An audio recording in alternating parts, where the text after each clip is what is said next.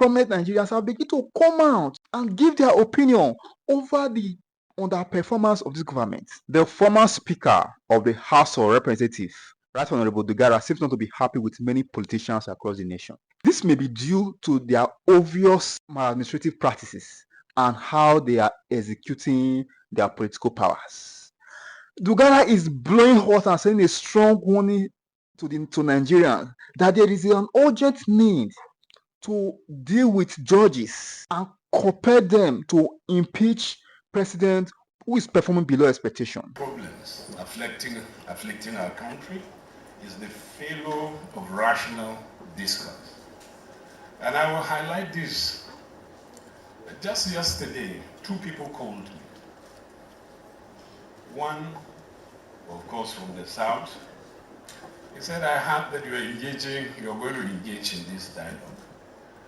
But my presupposition is that the bill itself in the National Assembly is sponsored by somebody from Southwest, as a matter of fact, from the president's state.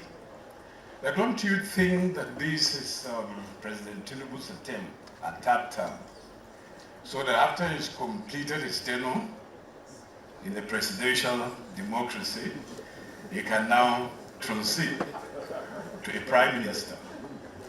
I said, well, I do not dispute this. I believe it's a valid observation. But I pray you come to this forum and raise these observations. It should be taken as some of the issues that can be resolved if we agree that moving or transiting to a parliamentary democracy is better than us. It's better for us, sorry.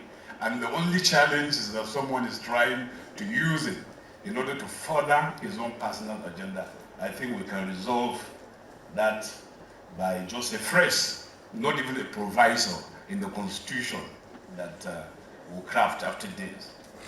And then I got another call from someone who said, can't you see that this thing is led by Honorable Abdul Samad, who is from the Caliphate? They want us to go back to parliamentary democracy so that the North can always produce a prime minister. And that was the problem why we abandoned this system, this parliamentary system of government. I said, well, maybe it's a legitimate point, but I wish you can come to the forum and make this observation. I believe you will agree that that is the only problem, but that the parliamentary democracy is better for us. We can resolve it.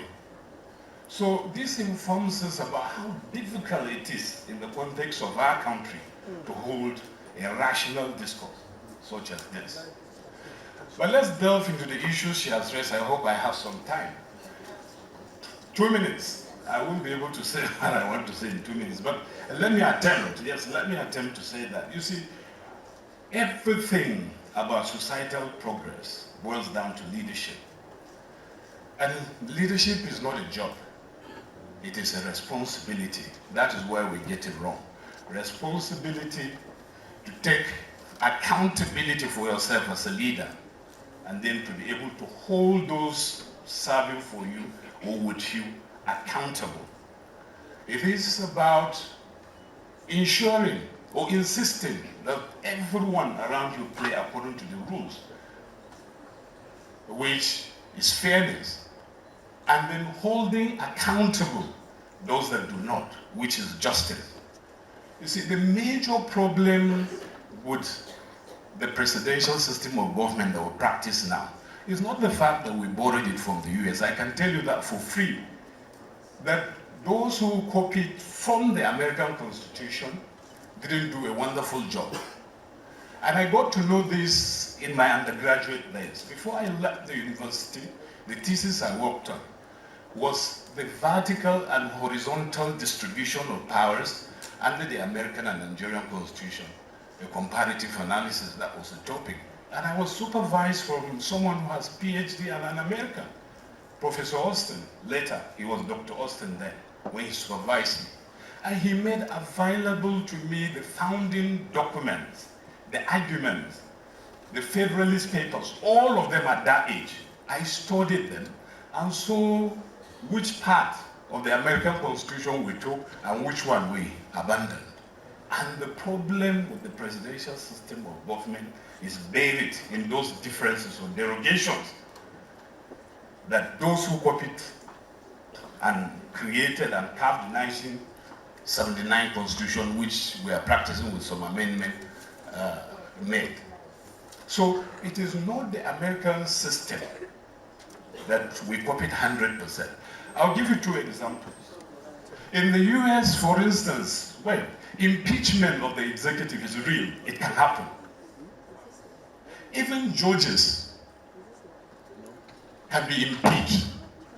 And the provision is the House that carries out impeachment both of the executive and members of the judiciary, while the Senate tries them. And if they are convicted in the Senate, they are removed, and it is real.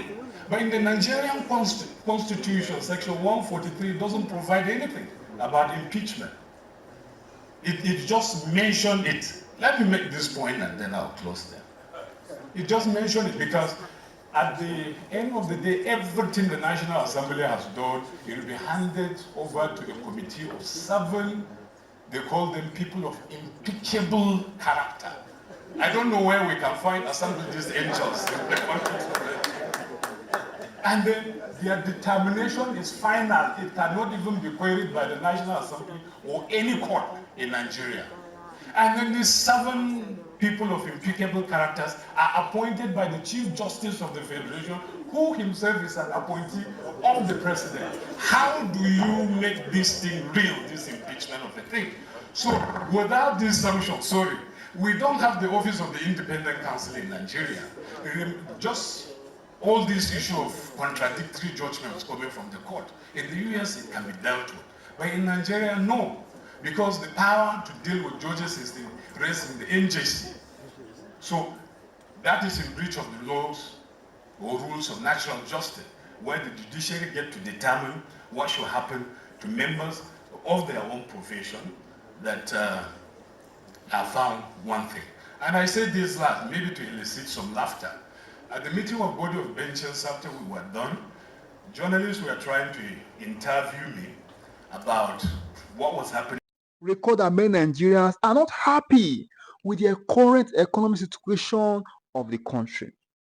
The rich and the poor are suffering the economic situation. It is not only the poor that are suffering. The rich can no longer afford what they used to afford seamlessly before now. Hence, prominent Nigerians have begun to come out and give their opinion over the underperformance of this government.